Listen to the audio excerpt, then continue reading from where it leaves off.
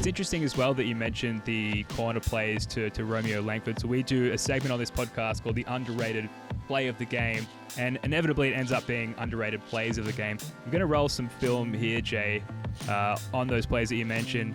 And here we see Tatum with the ball on the perimeter. And look at that screen that Marcus Smart sets to give Romeo Langford the wide open three. And obviously the kick out pass from Tatum, which is huge, and that composure and the vision. And we had to run this play as well right back. This is about a minute later in the game. Slightly different action to get Tatum the ball. But again, he gets that penetration. This time finds a wide open Romeo Langford, whose jump shot is just absolutely wet as water, which is really good to see. But the main takeaway there is, like we mentioned several times now, that Tatum doesn't need to shoot well to impact the game. And there's two very good examples there.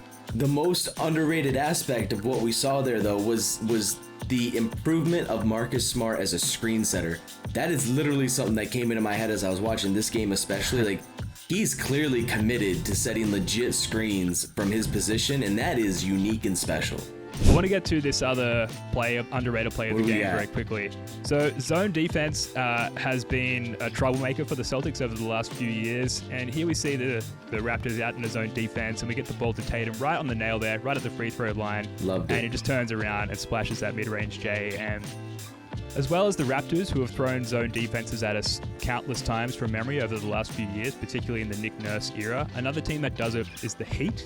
And we saw a similar strategy a couple of games ago where we well and truly beat the Heat, where we were able to get that guy in the middle, right into that sort of wide open zone, if you will, that a zone defense allows, and just the ability to actually turn around and splash those shots without hesitation. There's no confusion. There's no, what am I doing? Am I supposed to be here?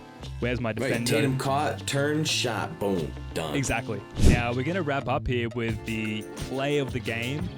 I'll give you a hint, Jay. It does involve a Celtic guard. That's as deep as I'm going to go. Can you guess what the play of the game is from this one? So if it's from a guard, I mean, if it were me picking, it would probably be that alley-oop, because that was just like, that was my favorite moment of the game. I'm going to run it for you now. I think you're going to be very satisfied.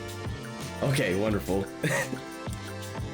Here we see the Raptors coming up the floor in transition, and who's there to get the interception? It's one Marcus Smart, and on one foot throws a full-length pass all the way to Dennis Schroeder for the easy bucket. And just the degree of difficulty on that pass, the presence of mind, it's so very, very Marcus Smart to make that play. And early in the season, I think it was against the Knicks in Game 1, we saw him throw just a terrible, very mismanaged full-court pass to Jason Tatum that went way over his head, who's a much taller target, still went way over his head and immediately had a bounce. So to then make this interception, this catch, and then the one-footed full-length pass to a much tinier Dennis Schroeder, who, by all accounts, Jay, is terrible at basketball, setting him up to finish the layup, that's the play of the game, chosen by me.